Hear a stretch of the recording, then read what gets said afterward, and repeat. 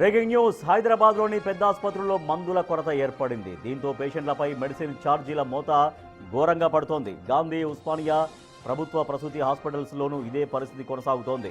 ఈ సమస్య రోజు రోజుకు తీవ్రంగా మారుతోంది. ట్రీట్మెంట్ మాత్రమే ఉచితంగా అందిస్తున్నారని, మిగతా ఖర్చంతా తమదే అంటున్నారని పేషెంట్స్ వాపోతున్నారు. బకాయిలు చెల్లించే వరకు మెడిసిన్స్ సరఫరా నిలిపివేస్తామంటుంది twin cities hospitals suppliers association. Telangana medical services infrastructure development corporation నుంచి ప్రభుత్వ హాస్పిటళ్లకు 80% మందుల సరఫరా జరుగుతుంది. మిగతా 20% మందులు twin cities hospitals suppliers association సరఫరా చేస్తుంది. ఇక టీజీఎంఎస్ఐడిసి నుంచి ట్విన్ సిటీస్ అసోసియేషన్కు రావాల్సిన 60 కోట్ల రూపాయలు అలాగే పెండింగ్లో ఉన్నాయి. ఆ బకాయిలు చెల్లించే వరకు మెడిసిన్ సరఫరాను నిలిపివేస్తామంటున్నారు. ఇదిలా ఉండగా పేషెంట్స్ మాత్రం మెడిసిన్స్ భారం భరించలేకపోతున్నామంటున్నారు. పేషెంట్ అటెండర్లు మెడిసిన్ మొత్తం బయటే కొంటున్నామంటున్నారు. ఒక్కో పేషెంట్కు 2,000 నుంచి 20,000 రూపాయల వరకు ఖర్చు అవుతుంది అంటున్నారు. బ్లడ్ టెస్ట్ కోసం ఉపయోగించే ట్యూబు, పారాసెటమాల్ సిరప్, క్యాన్లా, నెబ్లెజర్తో పాటు పిల్లలకు తాగించేందుకు వాడే పైపు కూడా బయట నుంచే కొంటున్నామంటూ వాపోతున్నారు. మరికొందరేమో హాస్పిటల్స్లో బెడ్స్ కూడా సరిగ్గా లేవంటున్నారు.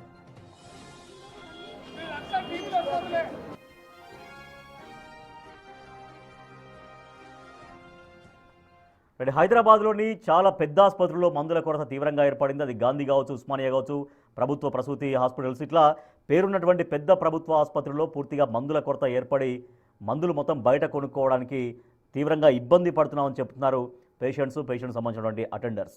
మా ప్రతినిధి అంజుమా మరింత సమాచారం అందిస్తారు. అంజుమా, మందుల కొరత ఎందుకు ఏర్పడింది? మందుల కొరత ఎప్పుడు అధిగమించడానికి, అంటే ఎప్పుడు అధిగమించబోతున్నారో తెలుస్తోంది. ఏమైనా చర్చలు జరుగుతున్నాయా ఆ బకాయిలకు సంబంధించి కూడా? ఎస్ రాజేష్, తెలంగాణ రాష్ట్ర వ్యాప్తంగా మనకి హైదరాబాద్లో పెద్ద ఆసుపత్రులు ఉన్నాయి. తెలంగాణ రాష్ట్ర నలుమూలల నుంచే కాకుండా చుట్టుపక్కల రాష్ట్రాల నుంచి కూడా పెద్ద సంఖ్యలో రోగులు వస్తుంటారు. గాంధీ, ఉస్మానియా, నీలోఫర్ ప్రభుత్వ ప్రసూతి హాస్పిటళ్లకి రోగుల సంఖ్య అధికంగా ఉంటుంది.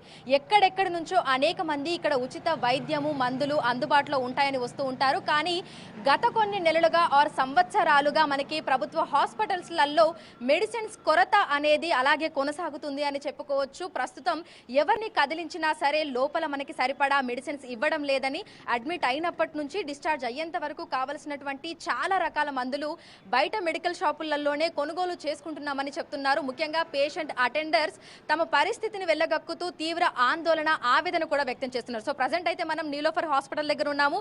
ఈ నీలోఫర్ హాస్పిటల్ గర్భిణీలకి, స్త్రీలకి, పిల్లలకి పెద్ద దిక్కుగా మనం చెప్పుకోవచ్చు. అనేక మంది ఇక్కడికి వస్తూ ఉంటారు. ప్రతిరోజు 1500 వరకు కూడా మనకు డైలీ ఓపీ ఉంటుంది. ఇక ఇన్పేషెంట్ అయ్యేటువంటి వారి సంఖ్య కూడా రోజు రోజుకి పెరుగుతూ ఉంటుంది. ఎక్కడెక్కడ మనకు ఎమర్జెన్సీ కేసెస్ ఉన్నా, క్రిటికల్ కేసులు ఉన్నా ఇక్కడికే రిఫర్ చేస్తూ ఉంటారు. అయితే చాలా మంది 10-15 రోజులు, నెల రోజుల పాటు కూడా అడ్మిట్ అయి ఉండాల్సినటువంటి పరిస్థితి ఉంటుంది. సో ప్రతి ఒక్కరు కూడా ఇక్కడికి వచ్చే వాళ్ళు దాదాపు పేదవాళ్ళు, మధ్యతరగతి వాళ్ళే ఎక్కువగా వస్తూ ఉంటారు. ముఖ్యంగా తెలంగాణ రాష్ట్రంలోని నలుమూలల నుంచి, చుట్టుపక్కల రాష్ట్రాల నుంచి కూడా ఇక్కడికి అధిక సంఖ్యలో వస్తుంటారు. అయితే ఇక్కడికి వచ్చిన తర్వాత వైద్యం బాగుంది, కానీ లోపల మనకి కావాల్సినటువంటి మెడిసిన్స్ అనేవి సరిగా అందుబాటులో లేవు. డాక్టర్లు చిన్న స్లిప్ మీద మెడిసిన్స్ బయటే కొనుక్కోవాలి అని చెప్పేసి అని రాసి ఇస్తున్నారని, దీంతో చేసేదేం లేక వాళ్ళని ప్రశ్నించినప్పటికీ కూడా వాళ్ళు బయటకే వెళ్ళి మీరు మెడిసిన్స్ తీసుకోవాలి, మా దగ్గర సరిపడా స్టాక్ లేదని చెప్తున్నారని, దీంతో వాళ్ళ స్లిప్పులు తీసుకొని బయట ఉన్నటువంటి మెడికల్ షాప్లోకి వచ్చి మెడిసిన్స్, తర్వాత ఇతరత్ర వస్తువులు ఏవైతే ట్రీట్మెంట్కి సంబంధించినటువంటి వస్తువులు వాటన్నింటిని కూడా బయటే కొనుగోలు చేసుకొని తీసుకొని వెళ్తున్నామంటే చెప్తున్నటువంటి పరిస్థితులు కూడా ఉన్నాయి. సాధారణంగా మనకి ప్రభుత్వ హాస్పిటల్స్కి Telangana medical services infrastructure development corporation నుంచి 80% వరకు మందుల సరఫరా అనేది ఉంటుంది. ఇక మిగతా 20% మందులు twin cities hospital suppliers association ద్వారా వస్తుంది.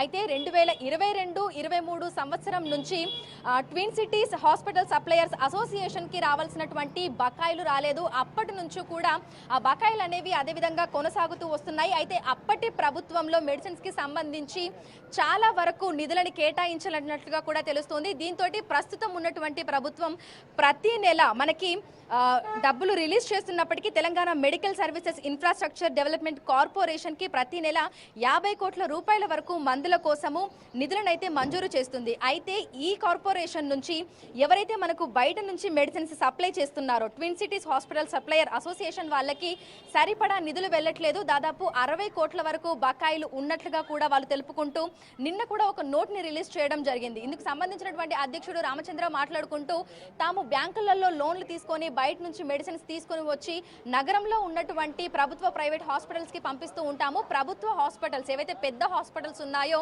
వాటికి సంబంధించినటువంటి నిధులు ఇప్పటి వరకు కూడా తమకి మంజూరు కాలేదని 60 కోట్ల బకాయిలు ఉన్నాయని ఇక మేము చేసేది ఏం లేదని చెప్పి 90% వరకు మెడిసిన్స్ సరఫరా అనేది నిలిపివేసినట్లుగా కూడా వాళ్ళు పేర్కొంటూ ఇటు ఉస్మానియా, గాంధీ, ప్రభుత్వ ప్రసూతి హాస్పిటల్స్ కి సూపరింటెండెంట్లకి వాళ్ళు నోటీసులు కూడా రిలీజ్ చేయడం జరిగింది.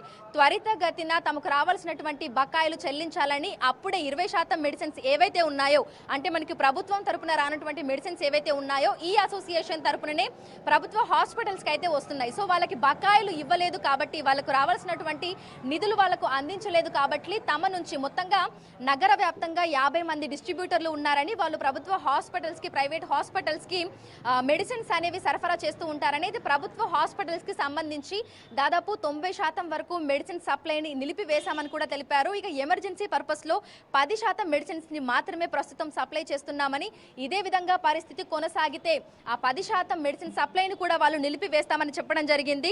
ఇటు ప్రభుత్వానికి సంబంధించి వైద్య ఆరోగ్య శాఖకి, అదే విధంగా వైద్య ఆరోగ్య శాఖ ఉన్నతాధికారులను పదే పదే సంప్రదించినప్పటికీ కూడా తమ అసోసియేషన్ కి ఇవ్వాల్సినటువంటి బకాయిలను ఇంకా చెల్లించలేదని, పరిస్థితి ఇదే విధంగా కొనసాగితే మొత్తానికే తాము ప్రభుత్వ హాస్పిటల్స్ కి మెడిసిన్ సప్లైని ఆపేస్తామని కూడా తెలపడం జరిగింది. సో ఇంటర్నల్ గా జరుగుతున్నటువంటి ఈ ఇష్యూస్ వల్ల పేద ప్రజలు చాలా వరకు ఇబ్బందులు ఎదుర్కొంటున్నారని చెప్పొచ్చు. ముఖ్యంగా అడ్మిట్ అయినప్పటి నుంచి డిశ్చార్జ్ అయ్యేంత వరకు వేలల్లో ఖర్చు అవుతుంది. 5,000 నుంచి 20,000 వరకు కూడా తాము ఖర్చు చేసుకోవాల్సి వస్తుందని, ప్రైవేట్ హాస్పిటల్స్ కి వెళ్ళలేక ప్రభుత్వ హాస్పిటల్స్ కి వస్తే ట్రీట్మెంట్ బాగుంది కానీ మెడిసిన్స్ మాత్రం బయట నుంచే కొనుగోలు చేసుకోవాల్సి వస్తుందని ఇక్కడ ఉన్నటువంటి రోగుల అటెండర్లు కన్నీరు మున్నీరు అవుతున్నారు. Rajesh, right, thank you.